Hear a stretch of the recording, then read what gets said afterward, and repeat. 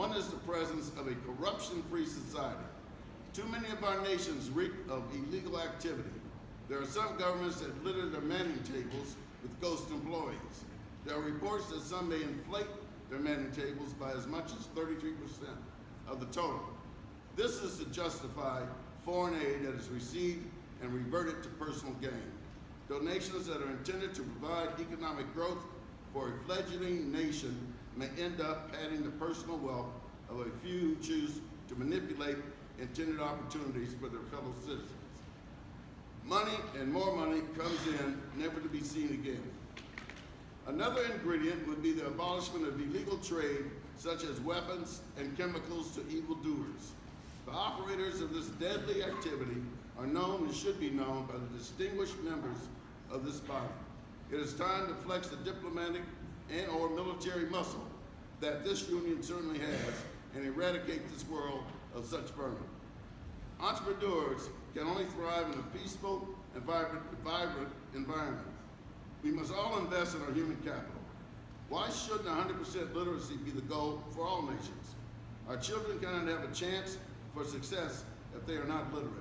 100% literacy will guarantee a growth of vibrant entrepreneurs thriving within our communities and contributing to our local economies through their new and positive enterprises, which provide jobs and self-sufficiency within our villages, towns, and large cities. Along with literacy is the deployment of technology, such as increasing broadband, internet, and increased access to energy and electricity. This levels the playing field for future entrepreneurs trying to connect with the rest of the world at the speed of thought. Free and democratic elections will also provide a peaceful and productive environment which would be conducive to business possibilities and job growth.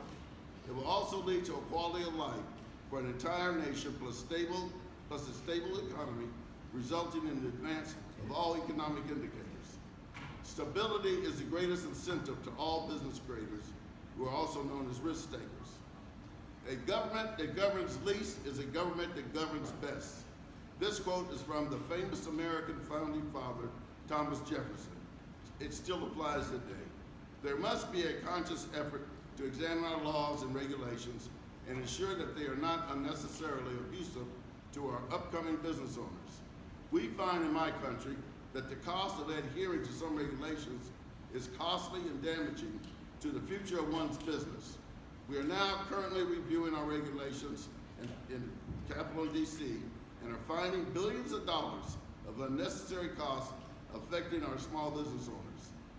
Finally, capitalism will trump socialism every time. Show me a nation whose economy grows more than it stagnates, and I will show you an example of capitalism. Show me a nation which is mired in bureaucratic turmoil, and I will show you socialism. How did Venezuela change from compatible wealth to modern day famine?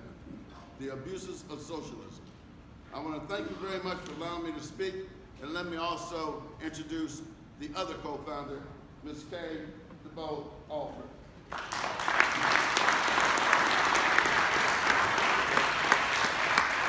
My wife and mother of my children.